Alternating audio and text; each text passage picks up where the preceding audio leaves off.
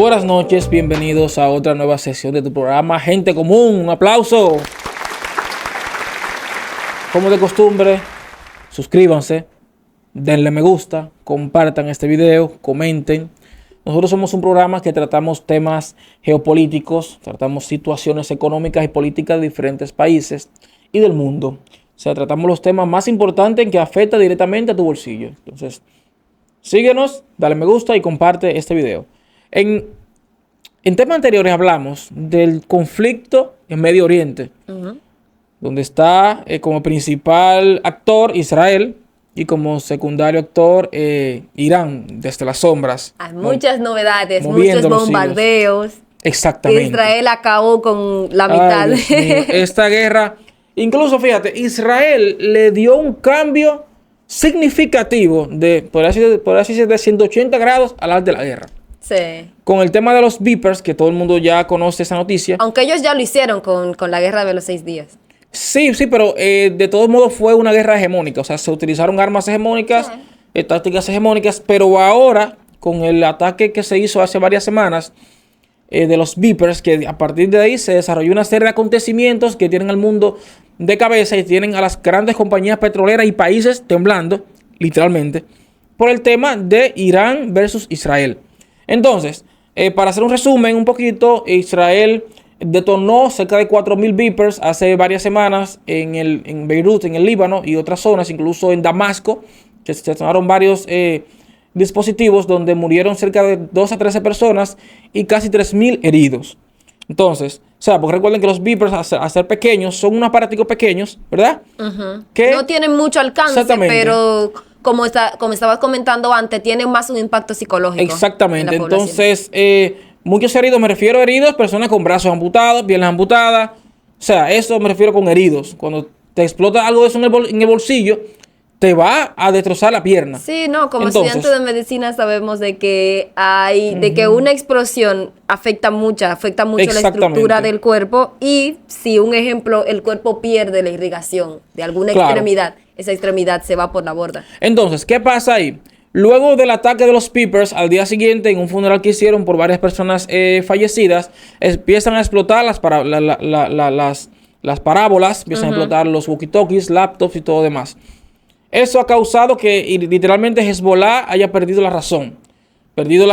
Y la hegemonía que tenía en el país como principal milicia en contra de Israel. Porque recuerden que el Líbano tiene 2 milicias. La milicia libanés per se y y tengo entendido de que es el grupo paramilitar más importante. Era el grupo paramilitar más importante. Ve, fíjese, el secretario general de Hezbollah, Nassan Nasrallah, quien dirigió esta organización por más de 30 años, ellos estaban diciendo que iban a tener represalias, que iban a atacar a Israel, recordando que Hezbollah cuenta con un arsenal militar de más de 3.000 misiles. No quiere decir que sean misiles balísticos, o sea, son misiles de corto alcance, misiles de crucero, ciertos misiles antitanques. Total que su arsenal completo ascendía antes a cerca de 3.000 proyectiles. Luego de eso, de ataque a los beepers, Israel, con su inteligencia conocida, el Mossad, atacó directamente edificios en Beirut, concluyendo con la muerte del líder de Hezbollah, Hassan Nasrallah. Con la muerte de este caballero, Hassan Nasrallah, incluso hay un video que está muy viral en Estados Unidos y Rusia, específicamente, donde hay una periodista de Russia Today, está entrevistando a una libanesa, también periodista, que es pro Hezbollah, y la libanesa está diciendo que se llamaba Mawa Oswan. Ella estaba hablando y diciendo que como que Hezbollah iba a ganar, como que iban a especificar. Y en plena entrevista, la periodista de Russia Today dice, discúlpanos un segundo, nos acaban de confirmar la muerte de Hassan Nasrallah en vivo.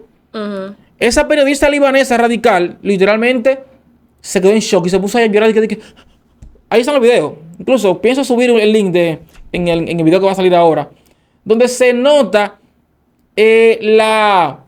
El desconcierto. El desconcierto. Automáticamente cerró la transmisión en vivo. O sea, fue algo épico realmente.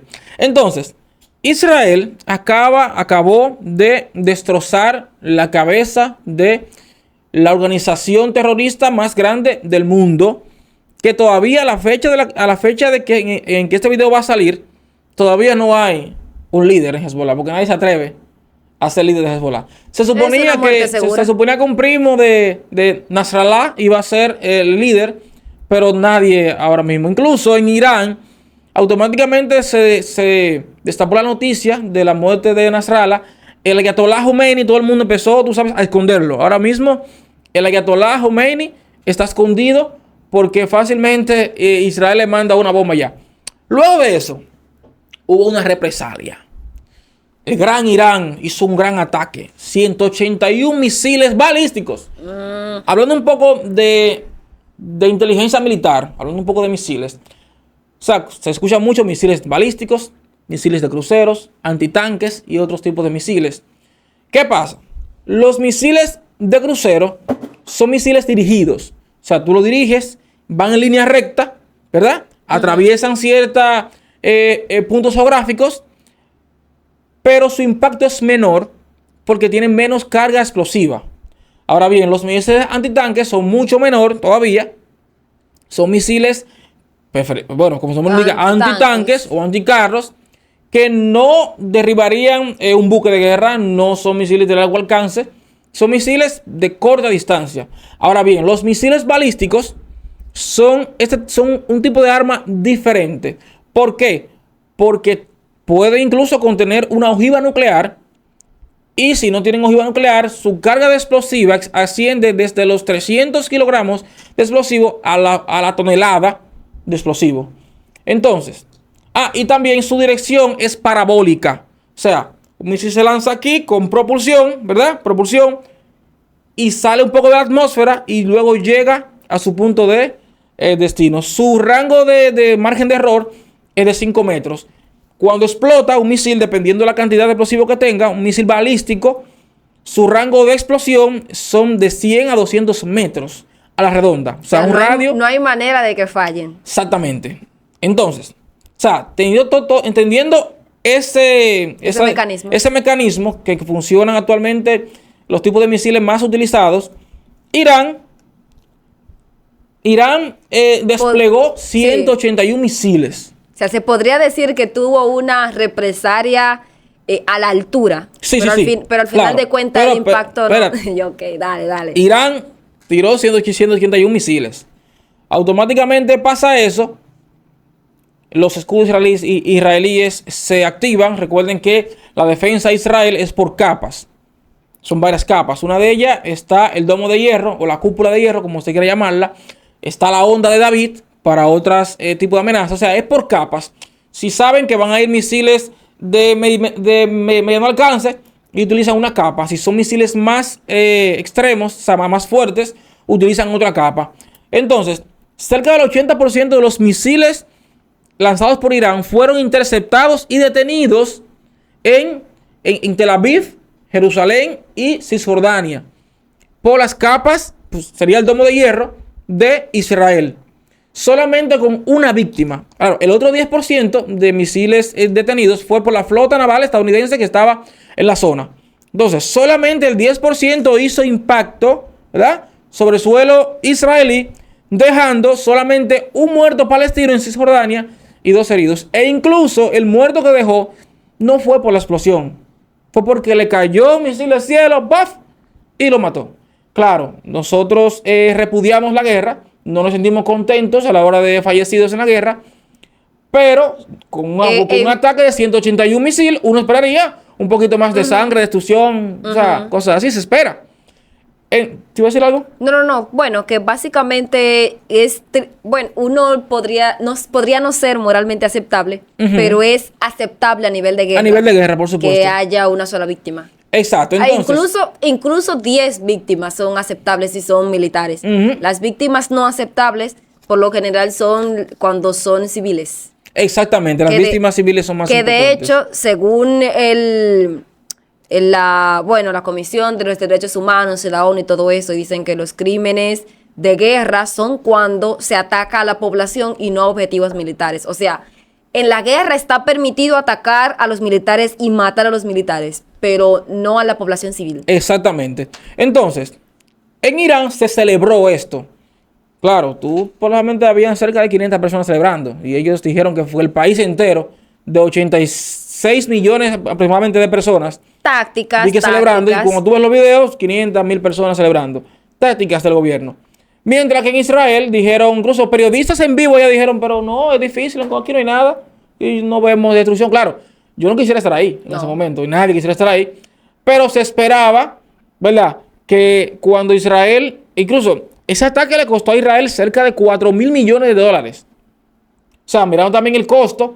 Por ejemplo, un misil balístico con alta capacidad de explosivos está entre los 10 y 30 millones de dólares.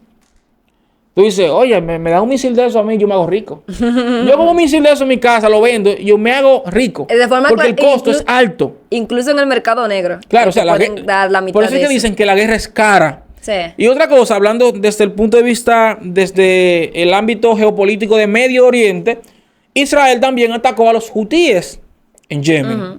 ¿Por qué Israel ataca a los hutíes en Yemen? Bueno, como represalia por ataques anteriores, como represalia para evitar que Irán haga un ataque estratégico desde Yemen, usando a los hutíes, y también por un tema económico.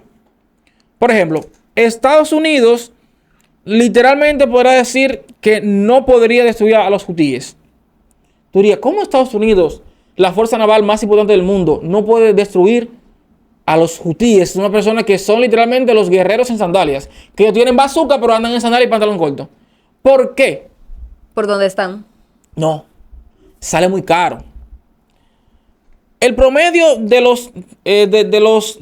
las armas que utilizan los hutíes, un costo promedio está entre un lanzamisil, lanzamisil y otras armas están entre los 25.000 a los 200.000 dólares, ¿verdad? Ahora bien, un ataque de defensa contra los hutíes por parte de Estados Unidos está entre 1 millón y 2 millones de dólares por proyectil. O sea, los hutíes lanzan un misil, entonces la Fuerza Naval de Estados Unidos, para poder contrarrestarlo, lanza otro misil. El misil que lanzaron los hutíes vale 100 mil dólares y el misil que lanzaron los americanos vale 2 millones de dólares. Ya automáticamente, aunque tú detengas el misil, vas perdiendo. Sí. O sea, tú automáticamente, cuando tú haces los cálculos, dices, no conviene. Por eso fue que Estados Unidos formó una coalición de varios países en Djibouti para detener a los hutíes, porque tú afrontar eso tú solo como país te sale muy caro. Tú dices, no, vamos a morirnos todos, cada quien por un misil, y automáticamente podemos ganarle. ¿Sí? Ahora, con respecto a Irán, saliéndonos un poquito más de... sabemos de que hay un nuevo dirigente, ¿no? De Irán, presidente, sí. Nuevo presidente, que él tiene actitudes un poco más conciliadoras, tiene actitudes más pro-occidente, se han flexibilizado, la policía moral se ha flexibilizado bastante. Y bueno, las cosas como que van bien. Ahora, ¿este nuevo presidente de verdad tendrá un impacto positivo para el cese de la guerra o para por lo menos pausarla? Fíjate, ahí voy. Recuerden que en Irán el presidente tiene poder, pero no tiene tanto poder. El poder lo tiene el supremo líder, el Ayatollah Khomeini, que es un líder clérigo luego de la revolución islámica de hace 45 años, 1979. Desde ahí adelante empezó en Irán, cayó el régimen de los shahs y empezó el régimen de los ayatollahs, donde el presidente tiene poder, pero no tanto poder. En junio de este año, 28 de junio de este año, ganó por poca diferencia en votos en Irán el presidente Mahmoud Pezeshkian. Claro, nombres raros aquí normalmente. No me gusta su apellido, Pezeshkian. Pezeshkian. Incluso ese apellido parece más ucraniano o ruso. A mí me parece más turco. Ah, bueno, perfecto. A mí me parece ucraniano o ruso, pero es árabe, de Irán, persa, por así decirlo. Gana Pezeshkian, luego de que Pezeshkian, su política era suavizar, ¿verdad?, las normas de Irán, especialmente contra las mujeres. Podríamos decirse que el feminismo de primera ola está entrando en Irán y entró entró primeramente con las revueltas luego de la muerte de Mahsa Amini, que era una joven una joven kurda, ¿verdad? Que estaba en Teherán, luego vinieron la policía de la moral, le dio muchísimos golpes y luego ella falleció 3 días. Y de ahí se armaron una serie de eventos. Aunque eso también hay que matizarlo, porque no es lo mismo, porque pasa también en Turquía, que en los lugares muy concurridos, dígase la capital, se ve como una mayor libertad, ¿no? Para que la mujer pueda vestir cosas más cortas, o pueda utilizar maquillaje, o pueda las cirugías plásticas, que está muy famosa en ese lugar. Sin embargo, no todo el mundo se concentra en los lugares más concurridos. Están los pueblos alejados. Y en esos pueblos alejados la cosa continúa igual. Continúa igual porque la gente de allá tiene esos valores muy, muy arraigados. Y si no lo hace la policía de la moral, lo hace su propia familia. Exactamente, sí. Pero ahora mismo Irán está en un conflicto interno. Luego de que ganó el presidente electo Pezeshkian.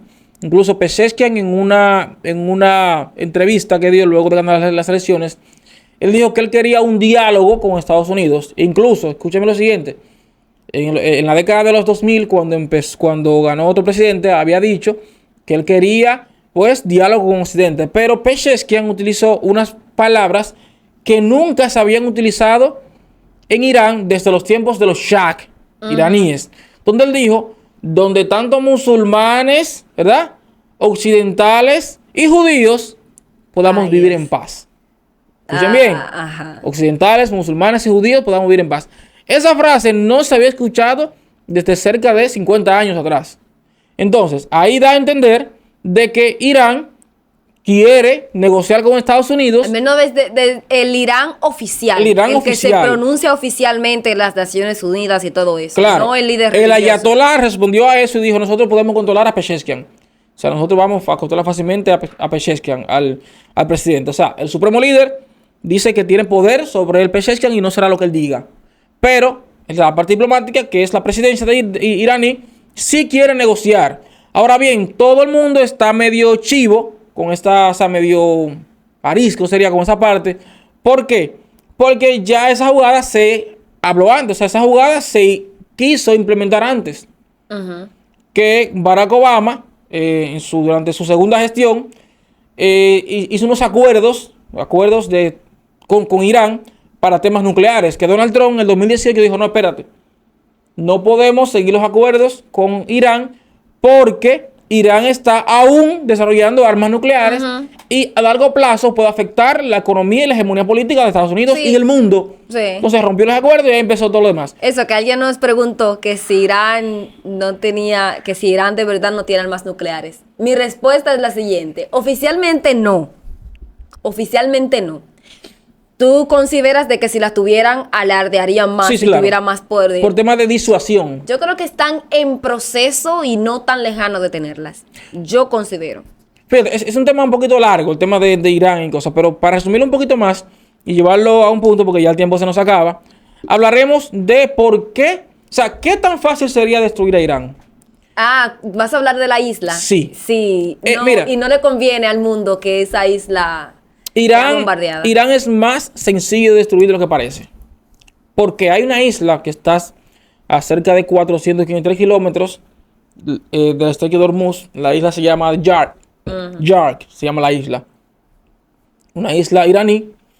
Donde es el núcleo de la producción de petróleo. O sea, una isla literalmente que es petróleo.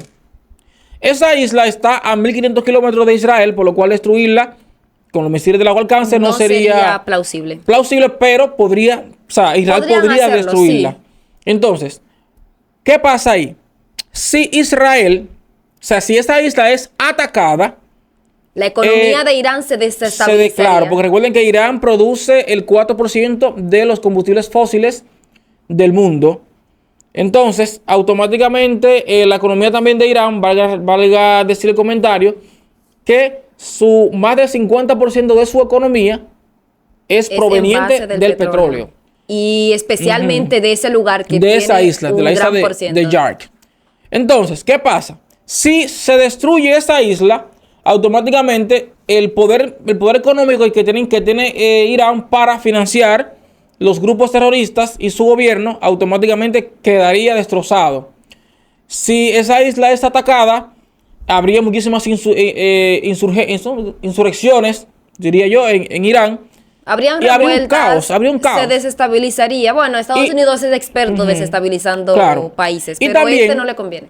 Y también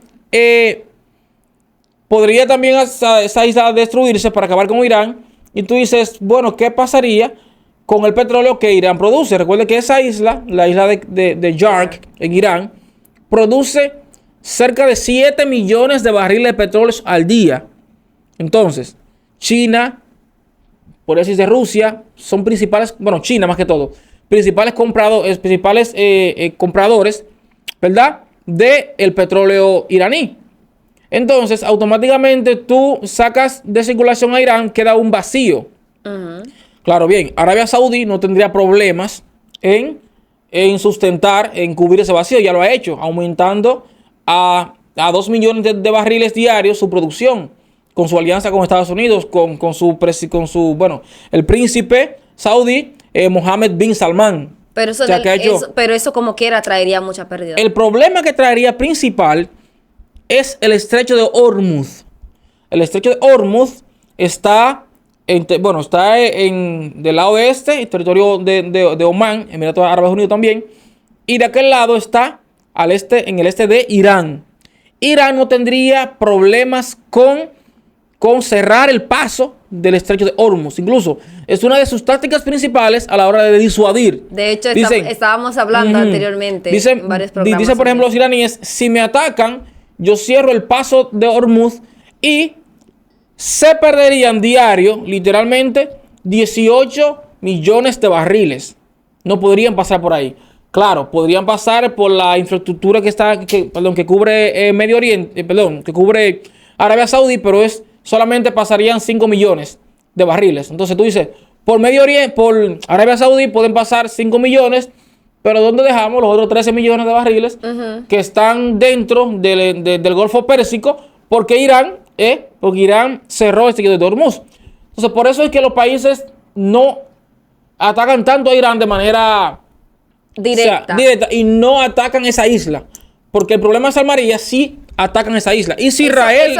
Eso le beneficia a Israel, pero perjudicaría a la economía mundial. Tampoco. Si Israel ataca solo, Israel va a perder apoyo de la mayoría de los países del mundo. Se ataca esta isla sin consentimiento. No. Por eso digo que le beneficiaría en cierto sentido porque ganaría la guerra, pero destruiría literalmente el mundo económico. Y la guerra no solamente se gana a corto plazo. La guerra es a largo plazo. No, y tú dirías, pero bueno, está Emiratos Árabes Unidos, está Arabia Saudí.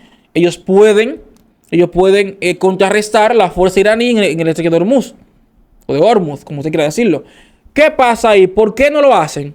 Porque los ataques de Irán no serían como un ataque masivo, serían más bien ataques esporádicos.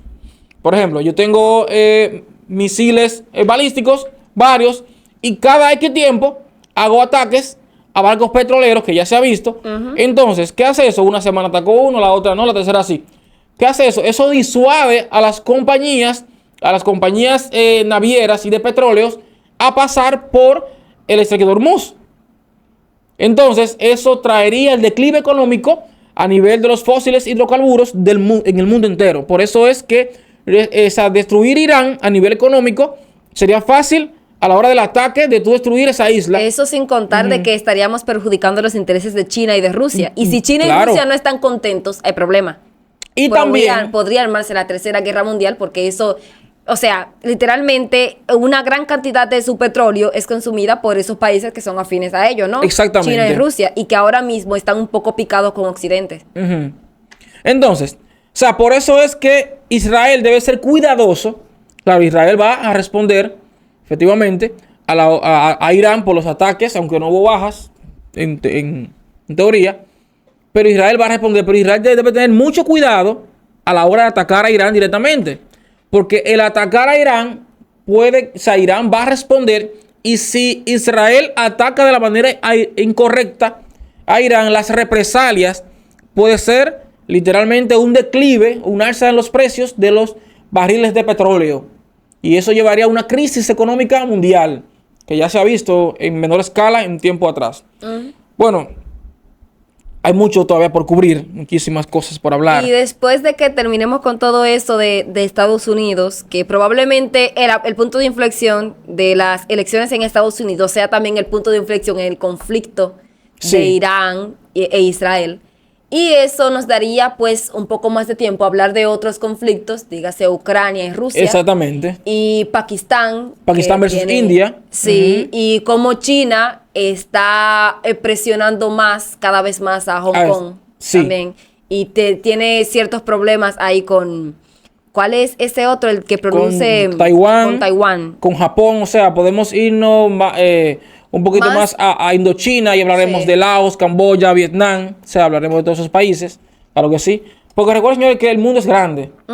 Entonces, un conflicto que se arme en este país afecta fácilmente a una región o el globo terráqueo completo. Y decimos no, porque eso es por allá. Y aquí tenemos a cada rato apagones en toda la capital. Que también también el tema energético es algo que trataremos a fondo, ya que ya se está sintiendo el peso de la falta de energía, no solo en nuestro país, Dominicana, sino también en otros países como Colombia, ¿verdad? Y también Ecuador y otros países más, de los cuales hablaremos en otro tiempo. Recuerden suscribirse aquí, recuerden suscribirse al canal, recuerden darle me gusta, compartir este video, comentar, para que estés al día en todo lo que pasa en el mundo. Esta fue la reseña de tu programa. Gente común. Aplauso. Muchísimo, Maxi. Maxi, au revoir.